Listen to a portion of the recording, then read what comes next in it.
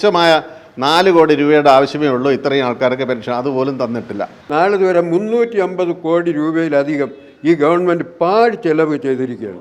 ഈ ഗവൺമെൻറ് നേരിട്ട് തന്നിരുന്നെങ്കിൽ ഈ പൈസ ഗവൺമെൻറ് ഇപ്പോൾ കഴിഞ്ഞ മാസം തന്നെ 24-ാം തീയതിയുടെ നിന്ന് ഗവൺമെൻറ് നമുക്ക് തരാനുള്ള പെൻഷൻ ഫണ്ട് അനുവദിച്ചു. പക്ഷേ ഞങ്ങളുടെ കയ്യിൽ കിട്ടിയപ്പോൾ ഇതുവരെ പെൻഷൻ കിട്ടാത്തൊരു ഉണ്ട്. ഈ ഗവൺമെൻറ് അധികാരത്തിൽ വന്നപ്പോൾ 2014 ഈ LDF ഗവൺമെൻറ് കണ്ടിന്യൂഷനല്ലേ.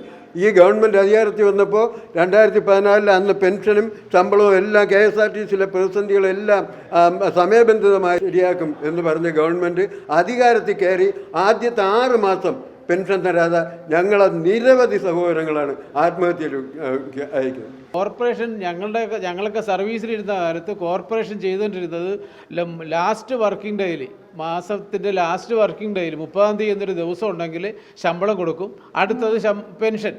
ഇതാ പ്രിയോറിറ്റി എടുത്ത്